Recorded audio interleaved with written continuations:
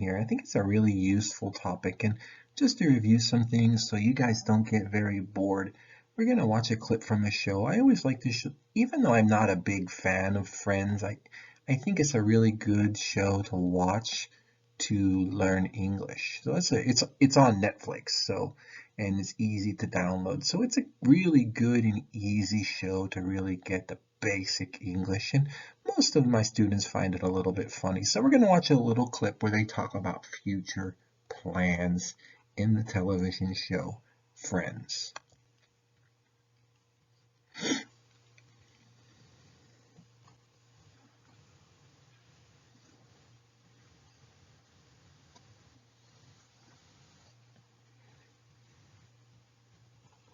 Okay, if you need the vacuum, it's in my closet on the left-hand side. The garbage bags are next to the refrigerator. Okay, but Rachel's gonna be here too. Can't I just ask her this stuff? Yeah, okay. Give that a try. All right, let's do it. Yeah, cheerio. London, baby. Okay, because that's not going to get annoying. London, baby. You know what? I was wrong. Well, we're all here. I guess we should get going. So, we're off. Have fun. Thanks. Oh, I can't believe you're not going to be there. I know. So, come. Why don't you come? What? To London. Come to London, please. It would mean so much to me. Yeah, well, I gotta work. I'm sorry. Oh, why can't you take a couple of days off? Because I can't, Ross. I told you. No, I can't. This is my wedding. All right, you know what? Now we really are late. Let's go, let's go, let's go! Fine, you'll watch it on video when we get back. Let's go. Bye, Phoebe. Bye, Phoebes. Bye. Bye! London, baby!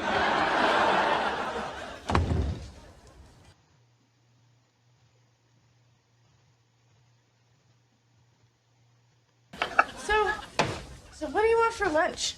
Oh, I don't know. I guess we have to eat. Yeah, I do. What's the matter? Just bummed the way I left things with Ross. Wish I didn't lie to him about having to work. He seems so mad at me. Yeah, don't be so hard on yourself. Someone I was still in love with was getting married. Still in love with? Yeah. I'm not in love with Ross. Oh. No. Good. Yeah, me neither. Phoebe, I'm not going to Ross's wedding because he's my ex-boyfriend, and that would be really uncomfortable. Not because I'm still in love with him. I mean, hey, I like Ross as much as the next guy. Clearly I have feelings for him, but feelings don't mean love. I still have loving feelings for Ross, Yeah! But I have continuing feelings of love, but that doesn't mean that I'm still in love with him, I have sexual feelings for him, but I do love him. Oh my God. Oh, why didn't you tell me? We thought you knew. We? Yeah, we all know. We talk about it all the time. You all know? Does Ross know? Oh, no. Ross doesn't know anything. Oh, I cannot believe you didn't tell me. Because we thought you knew. It's so obvious. God, it would be like, telling Monica, hey, you like things clean.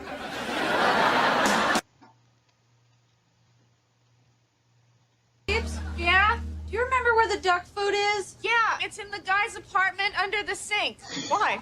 Because I'm going to London. What? What do you mean you're going to London? Yeah, I have to tell Ross that I love him. Now, honey, you take care and you don't have those babies till I get back. Rachel, you can't go. Ross loves Emily. Yeah, I know he does. But I have to tell him how I feel. He deserves to have all of the information, and then he can make an informed decision. That's not why you're going. You're going because you hope he's going to say, yeah, I love you too, Rach. Forget about that British chippy. Do you think he will? No, because he's in love with the British chippy. Look, Rachel, if you go, you're just going to mess with his head and ruin his wedding. It's too late. You missed your chance. I'm sorry. I know this must be really hard. It's over. You know what? No, it's not over until someone says I do. I do. I do. I do. I do.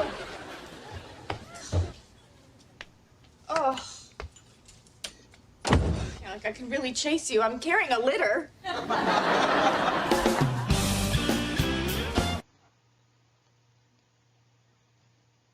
So who is going to London? You remember? Well, Rachel's going to London. Why is she going there? Yes, she has to stop. She has to stop Ross from getting married. It's a kind of typical thing that they did in Friends, kind of silly sort of sitcom things. You can see, I think the English is pretty easy to understand, right? Okay. Relative clauses and relative pronouns. We also discussed this. We did some exercises in the book. There's definitely going to be something on the test about this. It was not on the first test, but it will be on the second test. So remember, relative pronouns take the place of nouns or pronouns. They're called relative because they always relate back to something or someone else. They're talking about something else in the sentence. They're used to join two sentences about the same person or thing. So the basic, we're not going to use all of these, but I want you to know them. So the basic subject pronouns are, relative pronouns are who, whose, whom, which, or that. We use who to replace the subject pronouns I, she, he, we, and they. This is the man who broke the window. Here are the students who study in my class now. We use whose, and it's the same, but it's to show possession or ownership. So she knew the family whose house we bought. You probably know that all the time from whose book is this? Whose book did you borrow? Whose answers did you copy? Whose class are you taking? Professor George is the professor whose class we are taking. Whom. Now whom is like who, but it's an object pronoun, so that comes at the end of the sentence. Replace the object pronouns me, her, him, us, and them with who. So they found the lady whom they want to interview. Which. And this is a clause that begins with which, and we could use which and that almost the same. So my precious blue lamp, which was in the room, was broken. It talks about things, stuff, not people or places. Okay. Or clauses that begin with that are almost always restrictive clauses. So the lamp that was in that room was broken. For me, I like to say we can use which or that. We can use which or that almost interchangeably. We also have when or where and so on too. We're going to talk about that in a minute. So let's try something. I want you to use, in this part, use the relative pronouns who, that, and where. Who, that, and where. So put these sentences in order using the relative pronouns who, that, and where. First one is food American pancakes are eaten at breakfast eaten are often. It's kind of hard, right?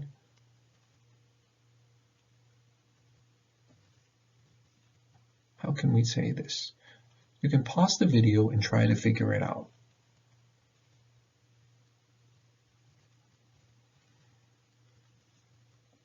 Did you get it yet? Almost? Okay. Pancakes are an American food that are eaten for breakfast often. I also would accept pancakes are an American food that are often eaten for breakfast. Yeah, we don't eat them for dinner. Okay, next one. Is State the Hollywood located as California where is? Is State the Hollywood located as California where is?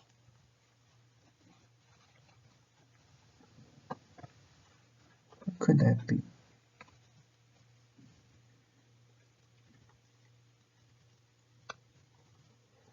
California is the state where Hollywood is located. You guys know that Hollywood is actually in LA. Koreatown is in Hollywood.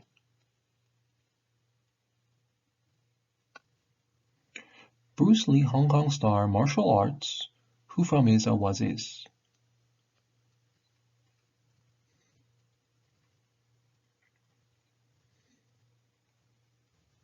Take your time. Bruce Lee, Lee So-ryung, is a martial arts star who is from Hong Kong. So it should be, I changed it here, it should be, Bruce Lee is dead, right? So I put, if you see here, I put is, was. It's my mistake, but you guys can see even the native speaker makes a mistake.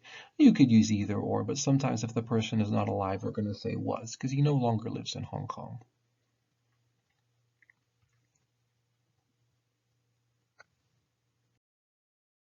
Okay, we talked about this last week. It's just a short review. It's a kind of a boring one, but I want you guys to remember it, right? So modal verbs, there's going to be some modal verbs on there, I promise you. We did them last week. We talked about them. You did some work in your book with them. Maybe get a little chance to play some game with them on next week in the Zoom class. But modal verbs. First of all, for ability, something that we are able to do, we use the modal verbs can or could. So David can speak 3 languages. He could speak fluent French when he was 5. Can you give me another sentence with that? Yeah, it's pretty simple. But when we ask permission, we might say can, could, or may. Can I sit in that chair, please? Could I open the window? May I borrow your dictionary? When we want to give advice, we're always going to say should. And we talked about giving advice before in the Global English class, if you had me in Global English. You should visit your dentist at least twice a year. You should try to lose weight. You should start studying a few weeks before the test if you want to get an A. Well, for obligation. So what is an obligation? Well, that's right. An obligation means something that we have to do. I must memorize all of these rules about tenses. You have to take off your shoes before you get into the mosque. Do you know what a mosque is? A mosque is a kind of Muslim church, right? A Muslim church. So generally, they take off their shoes to not bring something dirty into the mosque. If you've been to the mosque in Korea, there's one in Itaewon, and I think there's a few small ones around. You have to take off your shoes before you go in. It's an obligation. You must do it. You have to do it. Do you remember the difference between must and have to? So must is my directive to you. You must take the test by tomorrow. Have to is we have to take the test tomorrow because the professor told us to. Okay, that's the difference between must and have to. You can check that in your book, and we talked about that a little bit more in some of the previous videos. And there's, of course, possibilities. Might, may, could, and can. It looks nice, but it might be very expensive. So basically, these all mean maybe. Richard may be coming to see us tomorrow. Okay, these are the different modal verbs. Know them, be able to guess them from multiple choice on your test.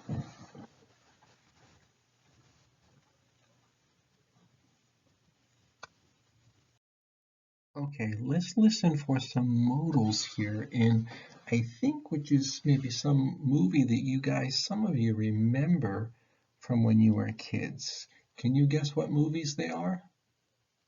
You like fantasy? That's right, they are Harry Potter.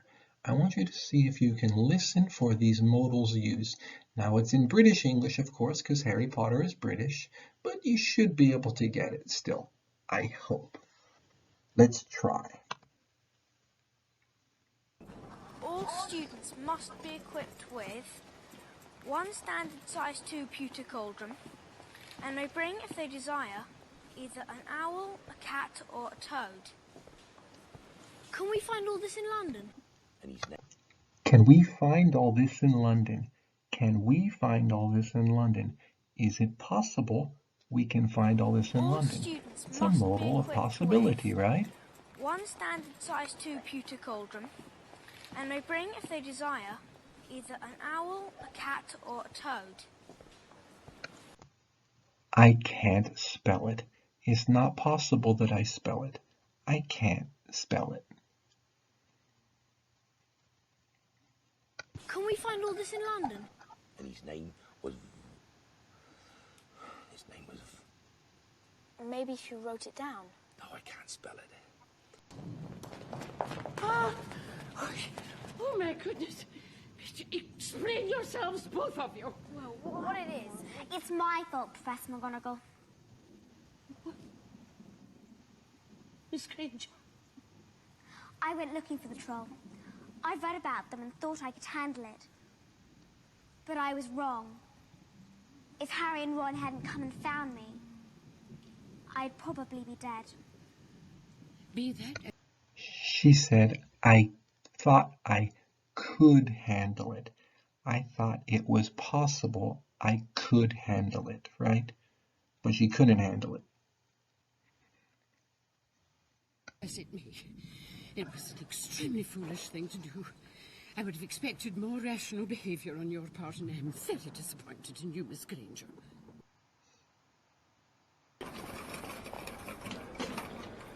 Excuse me. Excuse me. Did you get that one? Maybe. It's a different example. Okay, let's listen to this one. Even if you didn't get it, let's see if you get it here. Excuse me, sir. Can you tell me where I might find platform 9 3/4? 9 3/4? Think you're being funny, do you? Perhaps it would be useful. Would. So they're using would here. So listen for it again in this other scene again. Perhaps it would be more useful if I were to transfigure Mr. Potter and yourself into a pocket watch. That way one of you might be on time. We got lost. Perhaps I would have a go. Perhaps I would have a go.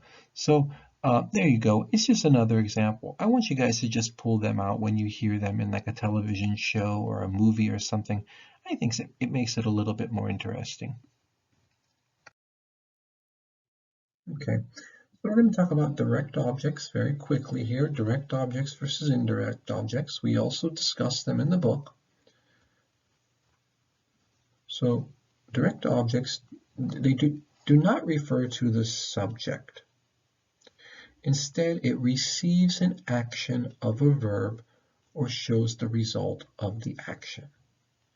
It answers the questions what or whom after an action verb. A little bit hard to get right, but let's explain it a little bit more. For example, the doctor cured the disease. Doctor is a subject, cured is the verb, disease is the direct object. The doctor cured what? The disease. That's the direct object. Does that make sense? Yes. Probably in your grammar classes, you always had to study this in Korean and in English. So another example, she bought a car. She is the subject, bought is the verb, car is the direct object. She bought what? A car. Very good.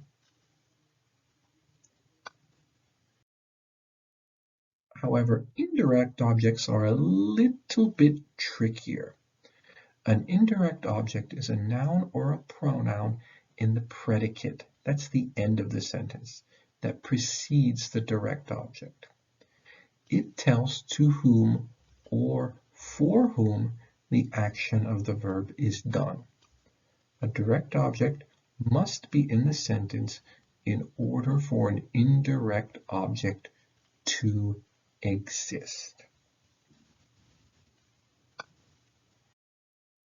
Example, I bought her a dozen flowers. I is the subject, bought is the verb. I bought what? Flowers. Direct object. That's the direct object. I bought flowers for whom? Her is the direct object. So the indirect object. So flowers is the direct object. Her is indirect. It's who you bought them for.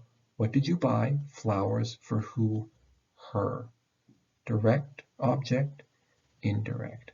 It kind of makes sense, but sometimes it's a little bit tricky thinking about it. In some longer sentences, it can be very, very tricky.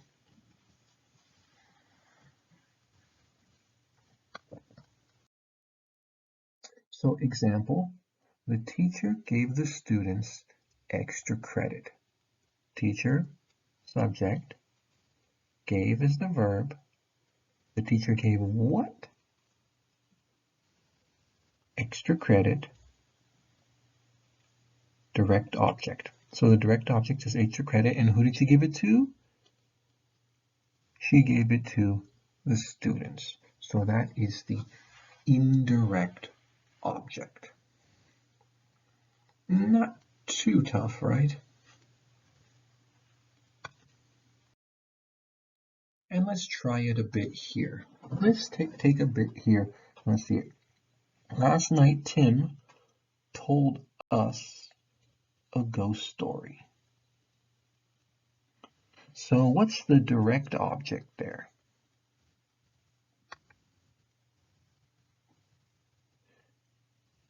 The direct object is us from the verb told. The indirect object is a ghost story, right?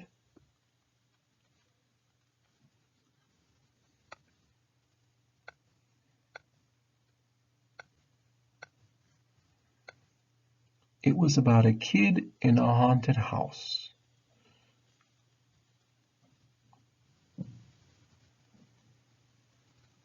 So we've got kid, direct object, haunted house, indirect object.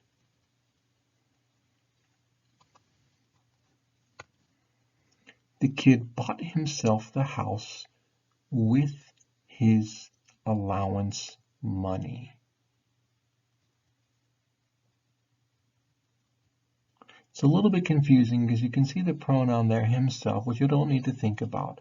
It's direct object, the house, indirect object, allowance money.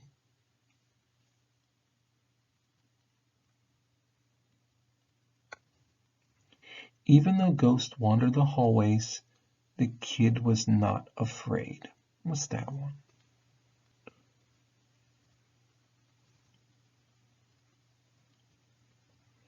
The main thing we got to think about here is the object of wandered was hallways, right? We don't need to think about the second part. It's not important.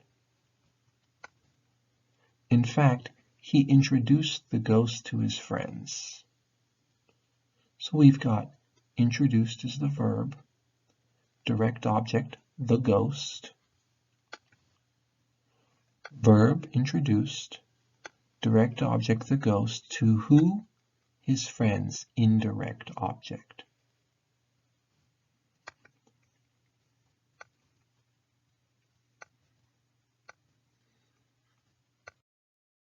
Okay, that's all that we're going to talk about today for the most part.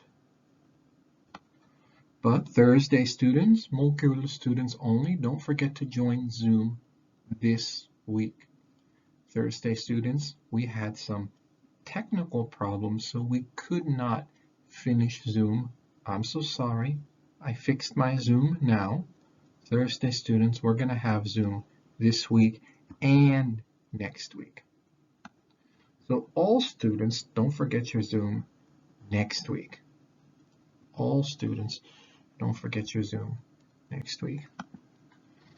Don't forget to take the quiz this week. This week, log in to our class portal, take the quiz, and you have only 48 hours to do it.